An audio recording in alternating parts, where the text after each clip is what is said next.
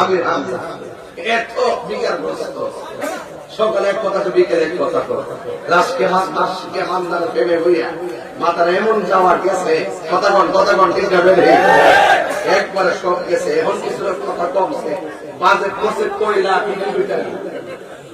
budget করে 9 লক্ষের উপরে আর হাতে 6,000 বাজেটটা পর্যন্ত বুঝে না একটু পরে কইতাছি একবার অত বিশা আমি একটু বুঝে তার এক মনে শর্ত হইল 90 সালের খেলোয়াড় প্রিমিয়ার লিগে খেলোয়াড় ঠিক না আমার জন্মের ঘরে এমন মিথ্যাবাদী এত মিথ্যা কথা আমি তোমার শুনছি এমন মিথ্যা কথা আর সত্যি বলছি কথা ঠিক যাবে না অক্সফোর্ড ইউনিভার্সিটি লেকচারার ছিলেন বহু জীবন বলে জানে না পৃথিবীর কেউ বলে জানে না এখন আছে এখানে প্রচার করছে বুঝতে পারছেন কি হয়েছে এই জন্য বলেন আমরা কি মুমিন না মুনাফিক কয়তো আওয়াজ আমরা কি মুমিন না মুনাফিক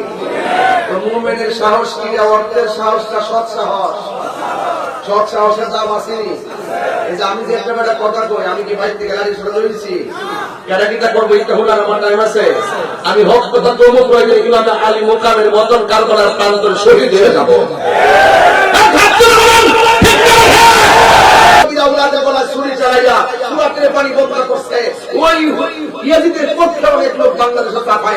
তাদের নামে মসজিদ নির্মাণ করে তাদেরকে বলে 100 রাকাত নফল নামাজ নাকি পড়তো নাউজুবিল্লাহ জোরে বলা গেলে আরো বড় করে বলো নাউজুবিল্লাহ